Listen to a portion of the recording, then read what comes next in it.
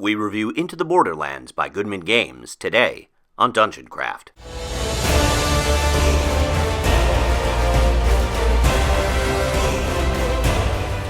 Welcome to DungeonCraft. This is Professor DungeonMaster, and today we're going to be reviewing Into the Borderlands by Goodman Games. This is how many pages we got? About 350 pages. Hardbound, retails for $50, and we're going to be talking about it today, and if it's worth your money. If you played Dungeons & Dragons in the early 80s, you played the Keep on the Borderlands because it came with every basic set. More copies of Keep on the Borderlands in circulation than any other module ever, and this still sells for about $30 if you want to get it used on Amazon. Anyone in that first mass market generation, I consider the 80s the first mass market generation, right? It was mostly wargamers doing the Dungeons & Dragons thing in the 70s. By the time the 80s came, that's when average kids got the game, and Keep on the Borderlands was part of your introduction. It was the blueprint on how to design a dungeon. It's part of our cultural memory as gamers. The Mad Hermit, the Evil Cleric, Yark is Goblin language for surrender. Everyone knows those things, and it's part of our Dungeons & Dragons heritage. So is this product worth it on its own right? Well, we're going to take a look at that today. So this is what Module B1 in Search of the Unknown looked like when it was distributed with the 1977 boxed edition of Dungeons & Dragons. This was the first mass-marketed edition of the game put on the shelves of Toys R Us. This is what the second print looks like once it was separated from the basic game and Keep on the Borderlands took its place. This is the original cover of Keep on the Borderlands, and this is the reprint cover, and you can see it's a little more pink. For some reason, pink was a big thing in the 80s. The maps were printed on the inside cover, and they were blue to prevent theft. Photocopy machines at the time couldn't pick up the color blue. The book bills itself as a conversion and a classic homage. Here's the table of contents. We get 2 different versions of In Search of the Unknown and 3 different versions of Keep on the Borderlands. So this is really for the completist that wants everything. The book opens with several essays, including a foreword by Luke Gygax, Gary Gygax's son, about how he learned how to play Dungeons & Dragons. Mike Mearls, the current lead designer of D&D, talks about the legacy left by the Keep on the Borderlands. So many of the tropes were created in this product, right? An isolated village, nearby ruins of a bygone age, a terrible evil active nearby. Other essays are by Harley Stroh, Alex Kammer, and Brendan J. LaSalle. One of my favorites is Goodman Games' interview with Mike Carr, who wrote the original Search of the Unknown. Mike Carr is also interesting because he's the first person to ever play the cleric character class. He played in Dave Arneson's Blackmoor campaign, and he also played D&D with Gary Gygax. He's one of the few people to have done that. I was fascinated because it talks a lot about what it was like to work at TSR in the early days, and I'm a game historian, so I'm fascinated by that stuff. We learn how he conceived of Into the Borderlands, and then eventually why it's dropped from the basic set, which is a question I'm not going to spoil for you, but I always wondered, I'll give you a hint, it has to do with royalties. They also talk about the mystery of the alternate B1 cover art. There was some confusion as to who drew the first edition copy and the subsequent editions of In Search of the Unknown. So In Search of the Unknown is a dungeon crawl. It begins with advice on how to prepare the module, and there's not very many pictures. It is very text-rich. Some trivia, this is the very first time characters had to bend bars or lift gates, which would eventually become part of the first edition rules. One strange feature of In Search of the Unknown is the Roman numerals. They don't say room 22, it's XXII. You can just imagine how confusing that this would be. You know, it's not that big a deal. I mean, I could read Roman numerals, but it does, you know, not on sight. You know, it takes a little bit of thinking to figure out, yeah, where is XXIVII? What room is that? But it is kind of cool. He does include the furniture, and that's something that the Keep didn't do. This was designed as a teaching module, and one of its interesting features it just has the descriptions, but it leaves the monsters and the treasure and location blank for the Dungeon Master to place. The monsters and treasure list are at the end, so the Dungeon Master was supposed to read this description of the barracks and the armory and come to the logical conclusion that looking at the monster list, well, it would probably make sense for orcs to be in the barracks or kobolds, but not a giant tick. And the treasure in the armory should probably be something like a shield or a sword. At the end, we have sample characters who could be used as player characters or NPCs. This is fascinating. Fighting men. This was before they were called fighters. Chapter 3 is stocked examples of the B1 dungeon by various guest dungeon designers like Chris Doyle.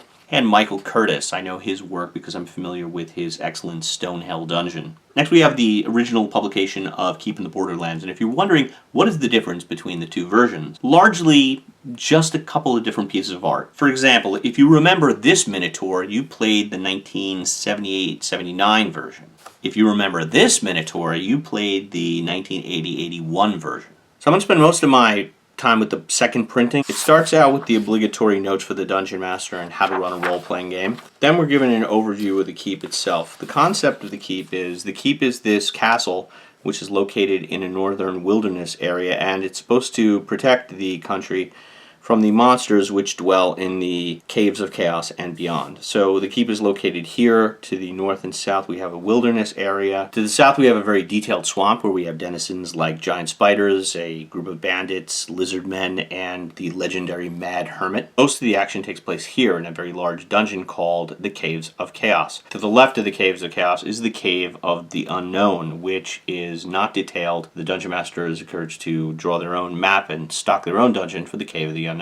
What makes this confusing then as now is that the Cave of the Unknown is actually closer to the keep and more likely to be found than the Caves of Chaos. And there's a section in the Dungeon Master notes where it says, whatever you do, it's like in boldface, don't allow the player characters to find the Cave of the Unknown. It would have made much more sense to make this the Caves of Chaos and that the Cave of the Unknown, but I digress. The keep is a large castle, and the outer bailey is a walled town, and this is going to serve as the character's main base of operation. So they've got a provisioner, a tavern, a smithy, an inn, a chapel where the characters can heal, everything the characters could really want for it to serve as a main base of operations. Absolutely no details are given about the NPCs except what they do. The smithy has no name, neither does the provisioner, the trader, or the taverner. Role-playing is encouraged. We have a rumor table of 20 rumors, some of them true, some of them false. The most famous of which is Bree Yark. It's goblin language for we surrender. Role-playing is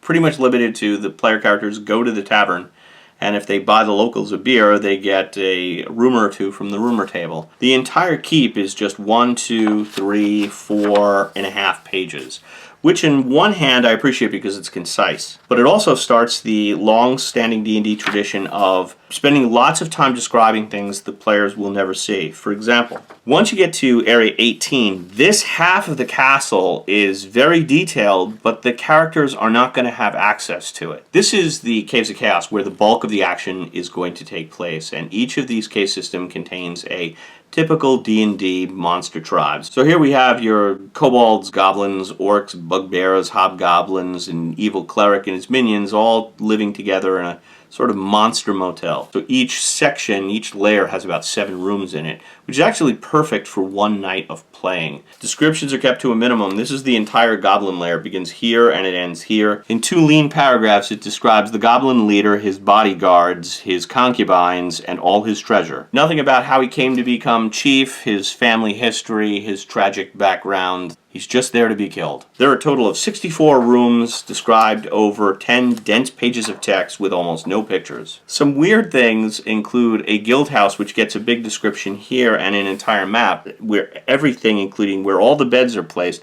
even though the character's not merchants, so they really can't gain admittance to the guild house. Something like a tavern would make more sense, although you're given a piece of blank paper to draw your own floor plan. We're given a page with non-player characters, including some NPCs here, but they're not given names. They're just given 2 adjective descriptions.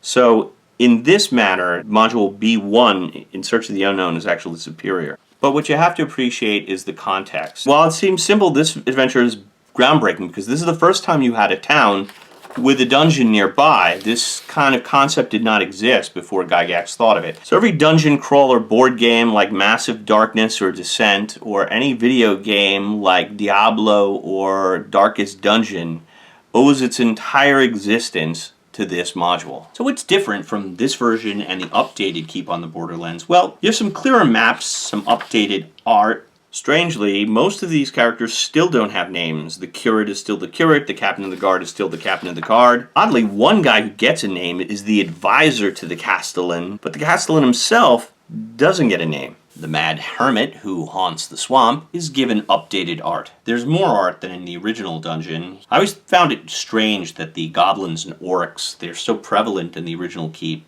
and we never got pictures of them. Here are some goblins and some bugbears here. The print and the font size is different. Here's the original Kobold layer. It begins here, and it continues here. Here it goes from this page to this page to this page all the way. It becomes 3 pages worth of text. Now the print here is much bigger than the original print, but I kind of like the size of the original print because it was really concise, and I could see where a lot of stuff was on the pages without having to flip through them. In the old days at the Temple of Evil Chaos, we had the statistics for the Evil Priest right here. Now, with the new version, the Temple and the Evil Priest Chamber are described, and you have to flip a few pages back to find the Evil Priest statistics here. I think the book could have benefited from a ribbon here, so you could have a bookmark, or even 2 or 3, so you don't have to keep flipping back and forth. I'm not sure when the change came from putting statistics in the text and switching it to putting it at the end of the text.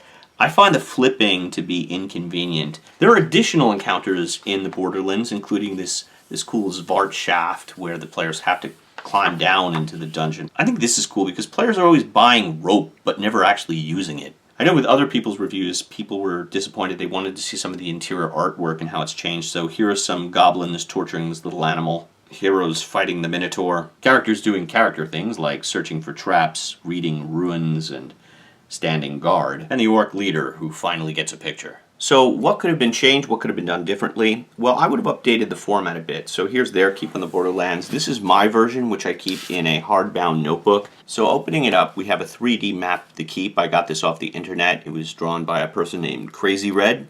And I have the map on one side and a description of the keep on the other, and I've reduced all the descriptions of the keep to just what's necessary, which constitutes just 3 pages. And notice I have a map facing all the pages. That way it reduces flipping and wear and tear on the book. Similarly, for the Caves of Chaos, I redid the maps and I transformed them from 2D to 3D, which isn't very difficult. And I have the entire Kobold lair on these 2 facing pages. Instead of room numbers, I just draw what's in the room, right? Those are the rats, it's the common room, that's the food room, and the guards, etc. I think it would have been cool if each lair and each tribe got its own facing page treatment, so you didn't have to flip anywhere. You could just open the book once for the night and have all your information at your fingertips. I also think it would have been cool if they had invited guest designers in to restock each of the caves. Like I would have liked to have seen a James Raggi Kobold lair, a Zach Smith Goblin lair, a Michael Curtis Orc lair, and a Patrick Stewart designed Temple of Evil lair. So these quibblings aside, I don't want to give you the impression that I don't like this product. The Caves of Chaos and the Keep in the Borderlands is the blueprint. Literally, the maps are blue for all sandbox games and dungeon crawls. It's not fancy, but it doesn't need to be. And what you get for $50 is several months of campaign role-playing material. So I recommend it. Also, there's also a huge advantage of this book over the original module, which is, look at how thin that is. It's always getting lost, it's under something, it's stuck between books. This, you will never lose. You put it on your shelf and the spine is staring at you, so you're never going to lose it. So I'm going to be using it for a long time to come. So Into the Borderlands gets 2 enthusiastic thumbs up from me. If you like this video and you want more DungeonCraft videos, subscribe and click the bell icon. This is Professor DungeonMaster. Thanks for watching. I'll see you at the table, and may all your rolls be 20s.